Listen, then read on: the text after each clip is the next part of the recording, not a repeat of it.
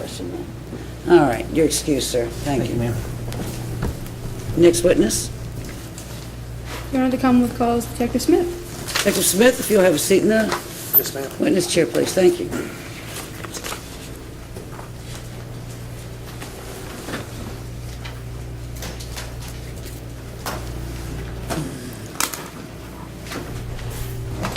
It'll be on.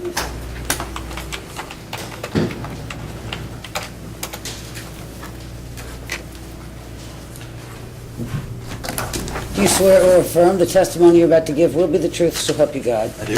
Please close that up then. Thank you. All right. Detective, will you introduce yourself to the jury? Good afternoon. I'm Detective Jeremy Smith, Louisville Metro Police Major Crimes Division. How long have you been with the Louisville Police Department?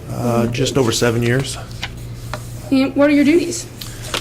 My duties as a detective is to be assigned cases, to investigate, to speak to witnesses, to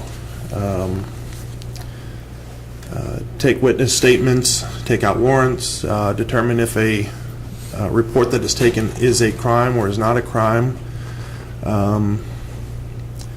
to follow through with court proceedings, to tape witness statements. And how do you know when to respond to a scene or interview a victim or Well, those there's things? two different ways that cases are assigned. At the time of this incident, I was a 4th Division detective. They generally work during the daytime. There's somebody assigned to nights and weekends as the on-call detective. So maybe they'll work 4 to midnight hours, and then from midnight to 8 a.m. or to whenever the guys come in the morning, somebody else is on call. So it would be, if an officer takes a report, the report's generated.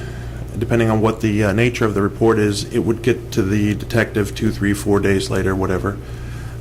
If it's a serious thing, a shooting, a stabbing, something to that nature, then it'd be the on-duty sergeant's job to call out the detective to respond to the scene and then take it from there. And did you have an occasion to investigate the crime where Marcus McKenzie was injured? Yes, ma'am. And did this happen in Jefferson County, Kentucky? Yes, ma'am. And what was the name of the actual place? The Bellamy Place Apartments. Did you respond on scene that night? I did not. Why? I did not receive a phone call. I don't think I was the on-call detective, but I did not receive a phone call asking me to respond to the scene on that evening. When was the first time you learned of this? Monday morning, which would be the 28th of June 2010, sometime that morning or early afternoon, my boss had told me that there was an incident out there and that the Mackenzies the parents of the victim, had called the division to see who was working on this. And from there, the case was assigned to me. And what was the first thing that you did with this case? I pulled up the report that the officer had taken initially on that Saturday night going into Sunday. So on June the 27th, 2010, just after 4 in the morning, an Officer Dilley, D-I-L-L-E-Y, of the 4th Division took report number 80. And Detective, if I could stop you, if you could just not necessarily say what anyone else did, but just what did you do? Yes, ma'am. And if you read his... I read an LMPD report that was taken regarding the assault or robbery of Mr. McKenzie. Okay. And what information did you have going into this investigation? I knew that the victim received a serious physical injury, that he had multiple stitches, that he had been taken to the hospital, that there were 2 different witnesses listed, and that there was a known suspect. And who did you speak to? Who did you first speak to regarding this? On the 28th, I attempted to contact the victim. I spoke to Mr. McKenzie, and his son was unable to talk that day due to his injury. I think he was still a little groggy. So I set up an interview for the following day. On the 28th, I went to the Bellamy Place apartments, and I spoke to, initially spoke to Mr. Michael Caldwell. I did that in the apartment of Miss Rachel, I'm sorry, I'm forgetting her last name here, Miss Rachel Bryant, and I had the opportunity to separately interview Mr.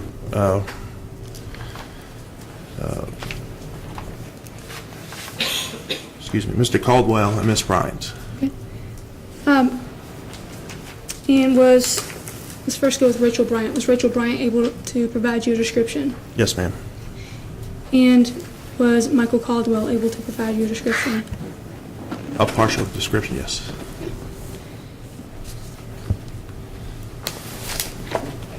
After speaking to them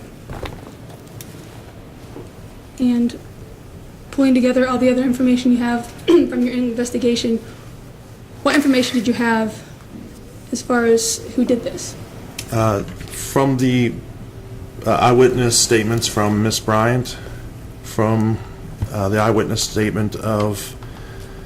Now, don't tell me specifically what they said. Just tell me what, from pulling all the information together from your investigation that at that point. Justin Berry had assaulted and robbed the victim, Marcus McKenzie.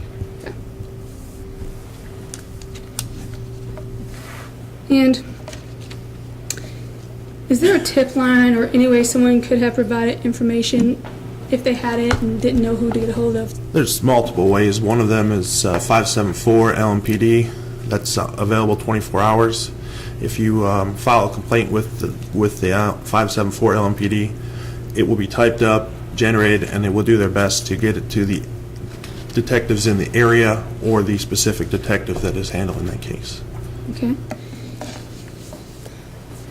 At any point in your investigation, did you receive any information from the tip line? No.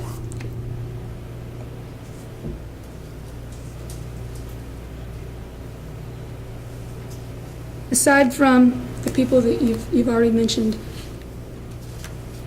did anyone contact you No. directly? No.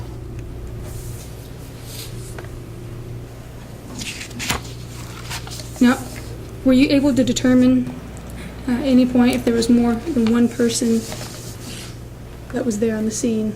Yes. Tell me about that.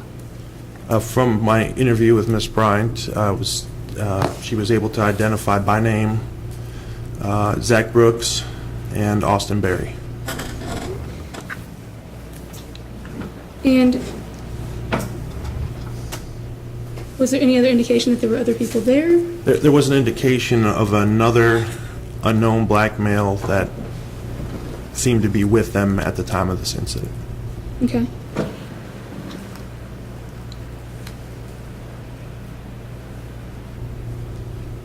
Were you immediately able to determine what role everyone played that was there with the person that attacked Marcus? Through my investigation, I was only able to determine at the time of the incident and the time that the warrant was taken out that Mr. Justin Berry had assaulted and robbed the victim. Everyone else's role in this, through the witness statements, that they didn't have a physical role in this, therefore didn't take out any additional warrants. Judge, may we approach? You may.